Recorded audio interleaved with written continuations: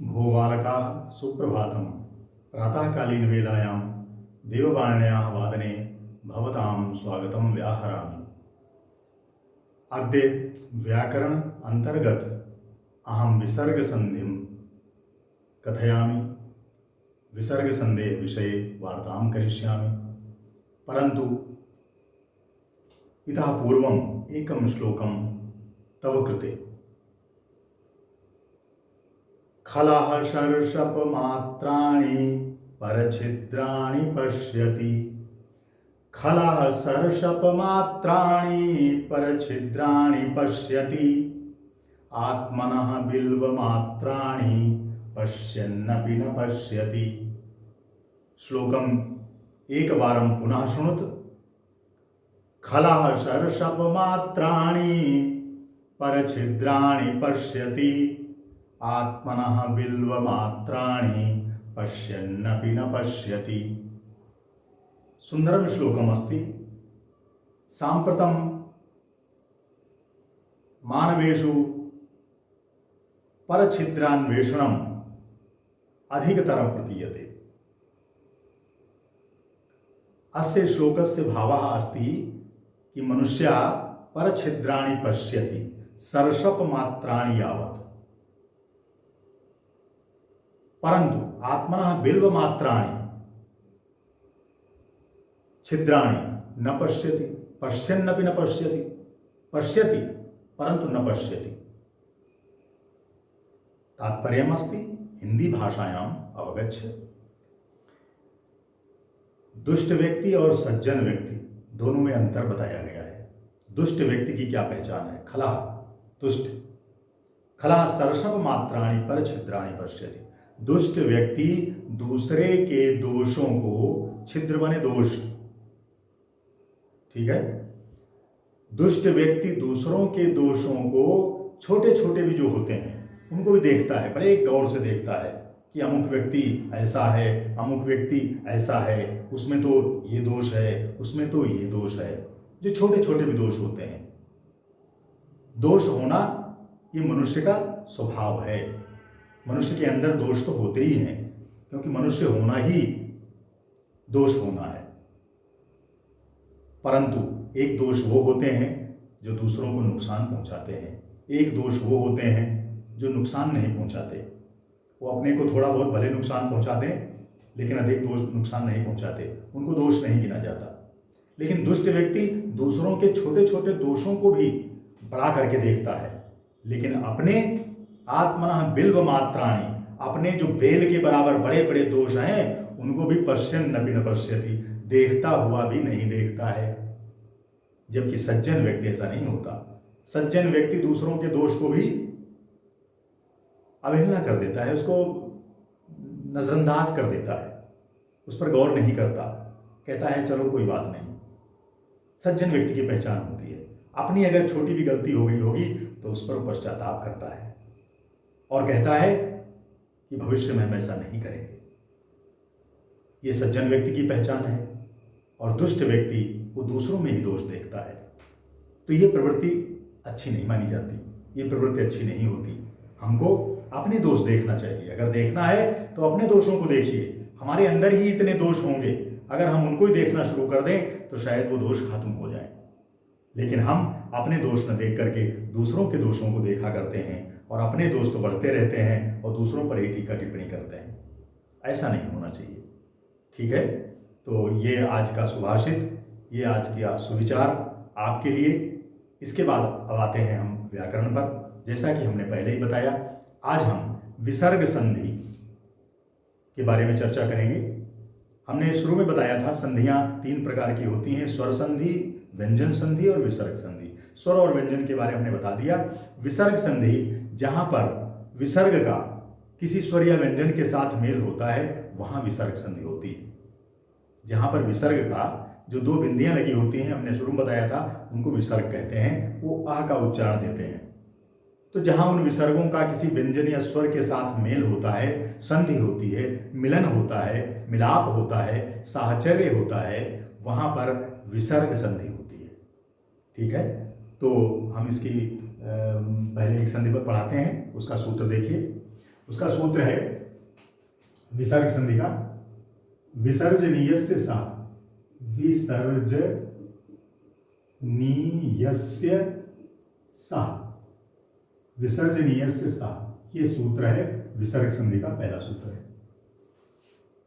बहुत सरल है, बहुत कठिन नहीं है, इसको आप समझिए। और परीक्षा में आपके इंटरमीडिएट में, हाई स्कूल में भी पूछ दिया जाता है, तो बहुत सामान्य चीज़ है ये, विसर्ग संधि की बहुत सामान्य चीज़ है, तो इसको जो है आप समझ लीजिए, गलती नहीं होगी। विसर्जनीयस्य सा, ये सूत्र का नाम है। अब अस्य सूत्रस्य भावः अस्ति विसर्गस्य स्थाने सकारः भवति चेत पश्चात खर वर्ण आयाति। खर वर्णस्य, खर प्रत्याहारस्य कोऽपि वर्णः परे भवेत् चेत तर्हि विसर्गस्य स्थाने सकारः भवति। सकारः का मतलब स हो जाता है, विसर्ग के स्थान पर स हो जाता है अगर खर प्रत्याहार का कोई भी वर्ण परे हो। परे माने बाद में आया हो, परे का मतलब होता है बाद में, ठीक है। तो देखिए उदाहरण में, देखिए उदाहरण है पहला, विष्णु प्लस त्राता, विष्णु प्लस त्राता। अब यहां पर देखिए प्लस से पहले कौन सा विसर्ग आया है, देखिए प्लस से पहले णु के आगे विसर्ग लिखा हुआ है, तो ये विसर्ग आया है। ये इस विसर्जनीयस्य सा सूत्र की पहली शर्त है। और उसके बाद क्या आया हो, खर वर्ण, खर प्रत्याहार का कोई वर्ण हो। खर प्रत्याहार में आप देखिएगा तो उसमें वर्ग का पहला, दूसरा या तीनों प्रकार के श वर्ण आते हैं। तो यहां पर देखो वर्ग का पहला ता आया हुआ है, त्राता में ता आया हुआ है, तो यहां पर यह सूत्र काम करेगा, क्रियान्वित होगा। क्यों? शर्त पूरी हो रही है, क्योंकि यह सूत्र यही कहता है कि विसर्ग के स्थान पर स हो जाएगा। इस विसर्जनीय से स माने विसर्ग के स्थान पर स हो जाएगा अगर खर प्रत्याहार का कोई वर्ण परे हो, बाद में आया हो। तो यहां खर प्रत्याहार का वर्ण ता बाद में आया हुआ है, इसलिए इस विसर्ग के स्थान पर क्या हो जाएगा, स हो जाएगा। तो देखिए विसर्ग की जगह पर स कर दो, विष्णु ऐसे लिख दो, विष्णु, और विसर्ग के स्थान पर क्या किया, सा लिख दिया हमने। सा आधा लिखेंगे और आगे फिर त्राता लिख दो, वही। तो क्या हुआ, विष्णुस्त्राता, विष्णुस्त्राता। अब चूंकि हम एक साथ लिखेंगे तो हलंत वाला न लिख करके ये आधा लिखेंगे, ठीक है। ये विष्णुस्त्राता, ये सा आधा ऐसे बना देंगे तो विष्णुस्त्राता बन गया। कितनी सरल संधि है। विसर्ग का सा हो जाता है अगर कोई खर वर्ण, खर प्रत्याहार का वर्ण बाद में आया हो। तो यहां पर खर प्रत्याहार का वर्ण ता बाद में आया है, इसलिए इस विसर्ग के स्थान पर सा हो जाएगा, तो बन गया विष्णुस्त्राता। अब इसी तरह से दूसरा उदाहरण है, यशः प्लस तनोति।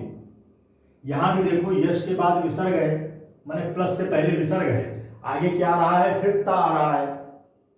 ये वर्ग का पहला है शब्द, वर्ण, इसलिए ये खर वर्ण है, तो इसलिए यहां भी विसर्ग का सा हो जाएगा, तो यशस हो जाएगा, यशस, यशस, ये सा लिख दो, दंत सा होता है, यशस, आगे तनोति, और विसर्ग के स्थान पर जो सा होगा ना वो आधा होगा, तो यशस्तनोति हो गया।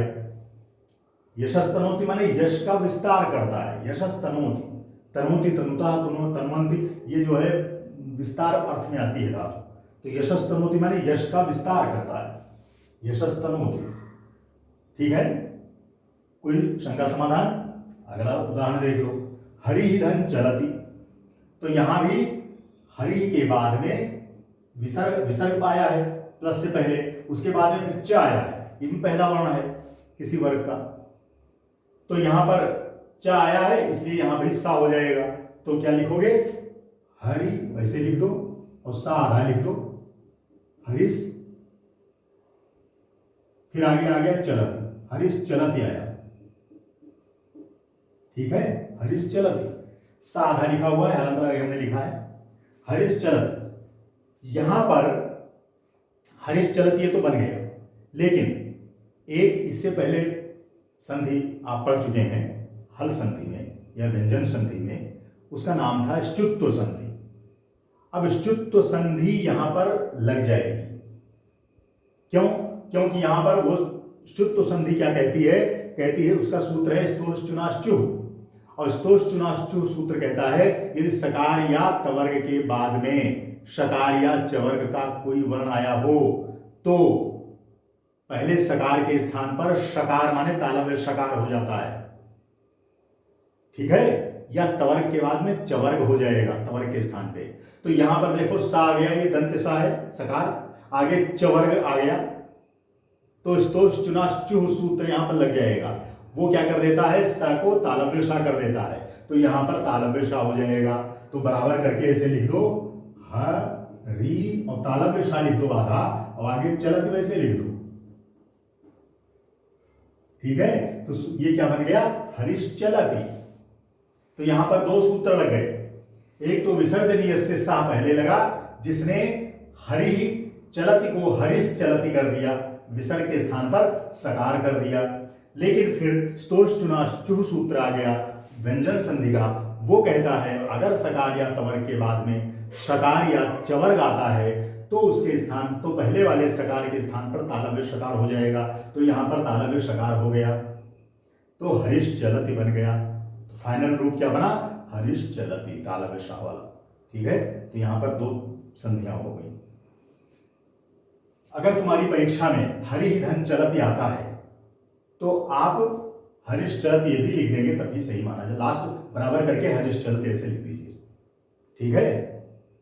क्योंकि ये अगर न भी लिखेंगे, हमने यहां पर आपको समझाने के लिए लिख दिया कि पहले ये जो है ये सकार हुआ, फिर स्तोश्चुनाश्चु से ये हुआ। आप इसको हरि धन चलति बराबर डायरेक्ट तालव्य शाह वाला हरिश चलति लिख सकते हैं, ठीक है, इंटरमीडिएट में। लेकिन जब बीए वगैरह में स्नातक में पूछा जाएगा तब आपको पूरी प्रक्रिया बतानी पड़ेगी दोनों संधियों की। अब अगला ऐसे ही है तपस तपह धनचर्या। अब यहां भी देखो प्लस से पहले विसर्ग है और विसर्ग के आगे चकार आया है माने खर वर्ण है, तो यहां भी यही विसर्जनीय से सा से विसर्ग के स्थान पर सकार हो जाएगा, दंत सकार। तो फिर क्या बन जाएगा, तपस, ये ता लिखो, पा लिखो, सा ऐसे लिखो आधा, और आगे चर्या, तपश्चर्या बना। लेकिन फिर यहां पर स्तोश्चुनाश्चु आ जाएगा क्योंकि सकार के बाद चवर्ग आ रहा है, तो यहां भी सकार का शकार हो जाएगा, इसी के समान, पहले वाले के समान, हरिश्चलति के समान, तो बराबर हो जाएगा तपश्चर्या। इसीलिए आपने तपश्चर्या लिखा देखा होगा ऐसे, वो वाला सा नहीं, तालव्य सा लिखा होता है, तो तपश्चर्या हो गया, ठीक है। अगला उदाहरण जो चौथा है वो है धनु प्लस टंकार। धनु प्लस, धनु माने धनुष, टंकार माने जब धनुष चलता है तो उसकी टंकार होती है, आवाज होती है, ठीक है। जब प्रत्यंचा पर चढ़ता है और उसके बाद में निशाना लगाया जाता है, चलाया जाता है, तो फिर टंकार होती है, उसको धनुष टंकार कहते हैं। तो धनु धन टंकार। अब धनु देखो प्लस से पहले विसर्ग है, उसके आगे ट आया हुआ है, माने विसर्जनीय से सा का नियम पूरा हो रहा है। पहले विसर्ग और उसके बाद में खर वर्ण का, खर प्रत्याहार का वर्ण ट आया हुआ है, इसलिए इस विसर्ग के स्थान पर स हो जाएगा, दंत सकार, तो हो जाएगा धनुष प्लस धनुष, और आगे टंकार ऐसे लिख दो। हमने टंकार जो है संस्कृत में टंकार ऐसे ना ऐसे बनता है, तब बनता है टंकार, धनुष प्लस टंकारा, ठीक है। ऐसे टंकारा बन गया। अब देखो यहां पर स्तोश्चुनाश्चु फिर सूत्र लग जाएगा, क्यों, सकार के बाद ट आ रहा है, तो यहां नहीं, यहां पर स्टुनाश्चु लगेगा। स्तोश्चुनाश्चु तो कहता है यदि सकार या तवर्ग के बाद में शकार या चवर्ग का कोई वर्ण आया हो, यहां पर टवर्ग का आया है, तो इसके लिए स्तुत्व संधि होती है। स्तुत्व संधि कहती है यदि सकार या तवर्ग के बाद में मूर्धन्य शकार या टवर्ग का कोई वर्ण आया हो, तो यहां देखो टवर्ग का कोई वर्ण आया है, ट आया है, इसलिए स्तुत्व संधि होगी और उसके नियम के अनुसार क्या हो जाएगा, इस सकार को मूर्धन्य शकार हो जाएगा। तो मूर्धन्य शकार लिख दो, तो धनु और मूर्धन्य शकार ऐसे बनेगा, और आगे टंकार इसे जोड़ दो, टंकारा, विसर्ग भी लगा दो, तो क्या हो जाएगा, धनुष्टंकारा। जब धनुष्टंकार आप लिखेंगे तो सा ये वाला लिखेंगे। क्यों? क्योंकि इस नियम से ये वाला सा हो गया है यहां पर। संस्कृत भाषा ऐसी भाषा है जिसमें सब कुछ शुद्ध है, अशुद्धि का तो नाम ही नहीं है। ये एक बहुत बड़ी विशेषता है। यहां पर पूरी तरह से वैज्ञानिकता है, कहीं भी ऐसा नहीं है जहां पर नियम के कुछ विरुद्ध हो, सब नियम से होता है। तो यहां पर पहले सदंत हुआ, फिर जो है ष्टुत्व संधि होकर के ये मूर्धन्य षकार होकर के धनुष्टंकारा बना। ठीक है, तो ये हमने 5 उदाहरण बता दिए विसर्जनीय से सह सूत्र के। अब आपको ये समझ में आ गई होगी, एक बार हम पुनः दोहरा देते हैं। ये विसर्ग संधि है। विसर्ग संधि वहां होती है जहां विसर्ग का किसी स्वर या व्यंजन के साथ मेल होता है। इसका पहला जो सूत्र है वो है विसर्जनीय से सा। ये कहता है कि विसर्ग के स्थान पर स हो जाता है अगर खर प्रत्याहार का कोई वर्ण बाद में आया हो।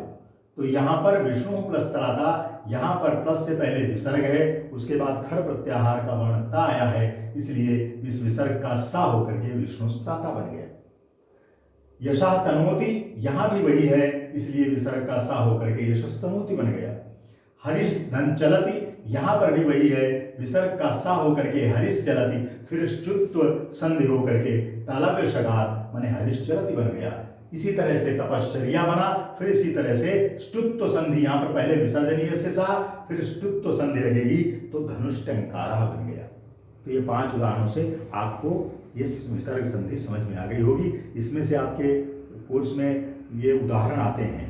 ये सूत्र तो आता नहीं है कि सूत्र का अर्थ समझाओ, ये नहीं आता है, ये तो स्नातक कक्षाओं में आता है। हमने आपको ऐसा बताया है जो आप स्नातक में भी पढ़ेंगे तब भी जो है सहयोग करेगा, ये पीजी में भी पढ़ेंगे तब भी सहयोग करेगा, और अगर आप इंटरमीडिएट में हाई स्कूल में हैं तब भी इसको जो है आप समझ लीजिए। ये उदाहरण आते हैं, उदाहरण आप संधि भी कर लेंगे और उसका विच्छेद भी कर लेंगे अगर ये समझे होंगे तो। ठीक है, तो आज के लिए इतना ही। बहुत बहुत धन्यवाद, कल फिर मिलेंगे।